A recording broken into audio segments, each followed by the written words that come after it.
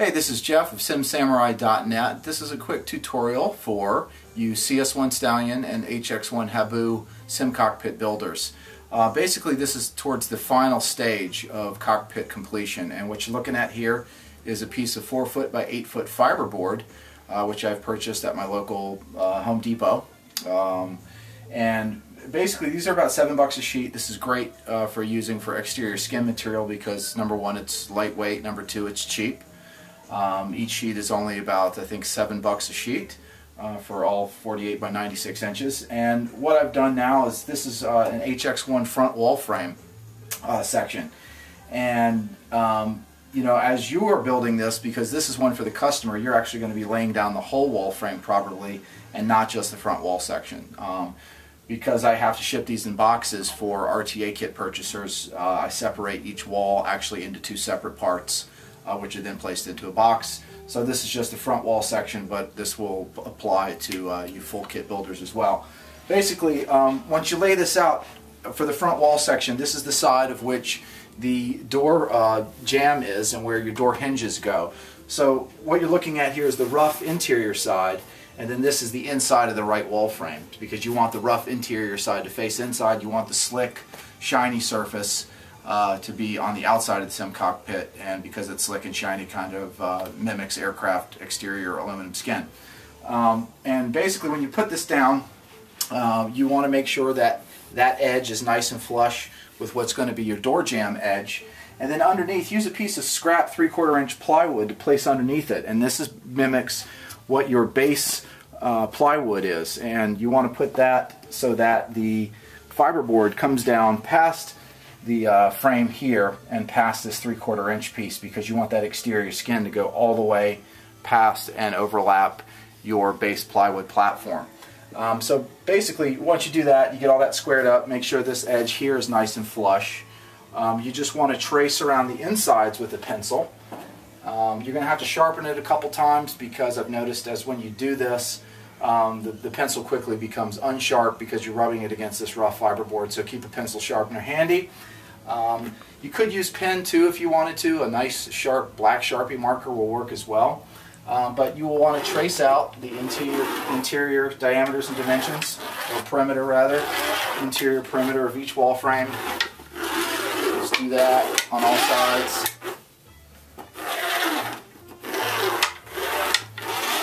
And then same thing for the outside. However, what I use is I have a scrap piece of material. This is about 3/16 inch thick. You don't want to use anything thicker than this.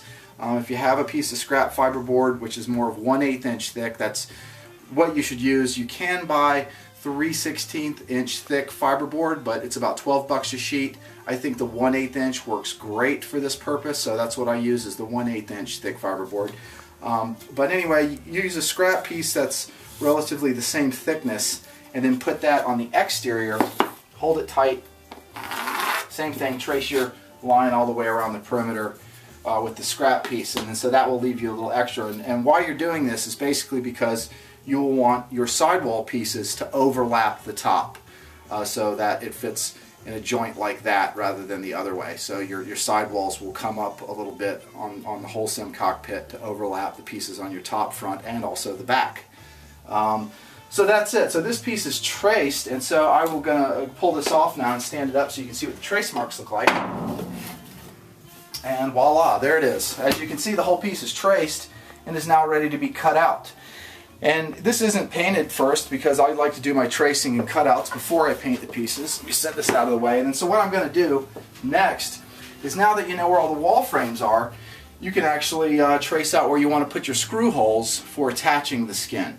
And how you're going to do that is you want to use a 1/8 inch drill bit. 3/32 would work too, because you want to attach these skin with fine screws no more than 5/8 inch long. I usually use either a recessed Phillips head with like a number 6 style stainless steel finishing washer, or you can just use what's called a machine head screw, which is the type that's got a little rounded top to it, or a cupped head.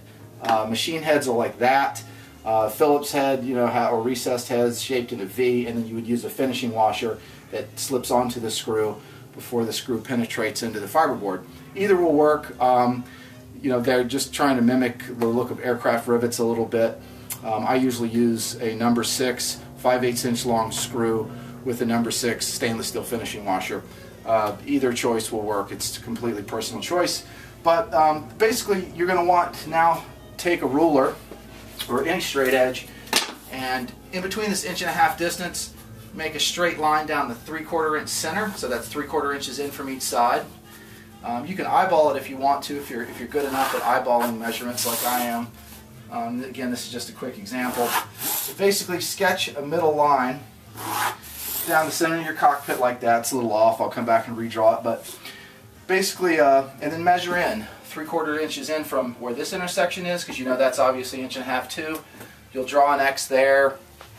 We'll come in here 3/4 inches, draw an X there. Then I will take this measurement in between these two distances and divide that by how many spaces I want to create. This is talked about in the builder manual, how to properly space screws. Very important for drilling in your cockpit. But basically, to do this, you draw your two outers from the distance that you want. Again, this is 3/4 and 3/4 inches here. We'll take this distance and then divide that by how many spaces. I'm probably going to put a screw here, one here, maybe one here. So let's say we're going to create 1 space, 2 space, 3 space, 4 spaces. So divide that distance by 4 spaces, and then that will give you the actual distance apart that you need to space each screw. So basically, after you've done that, this will probably come out to about 6 inches, maybe 6.5.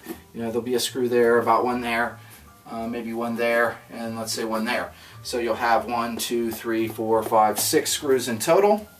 And then that's it. That's basically what you want to do for the whole perimeter.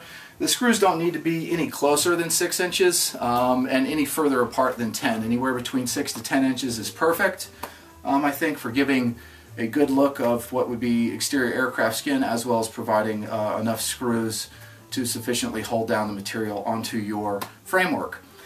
So that's basically it. After you've marked them all out where your screws need to go, you want to lift this up with either some scrap plywood or some scrap 2x4, place some material up underneath where your drill hole is going to penetrate so that you don't rip the backside of the material as the screw penetrates down through your fiberboard. That's very important to make sure the exterior of the skin remains looking nice. And then mark all the holes out, and then just quickly penetrate these holes with a drill using either a 1/8 or 3/32 inch drill bit. And then you're ready to cut it out. You can use a skill saw with the rip fence methods that I've used in other tutorial videos, or any sort of straight edge to make sure you cut these out, these exterior lines, nice and square and straight. I'm actually going to use my 6.5 inch cordless skill saw that I have to cut it out. And then you'll just repeat the process for the rest of the skin panels on the rest of your sim cockpit. Pretty simple and straightforward.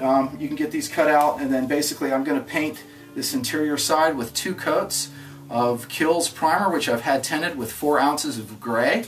You can get that done at Home Depot for free. They'll tint it for free. The max on I think the white Kills oil-based primers, what I use is 5 ounces of gray. I use 4. It gives a nice medium gray tint for the interior.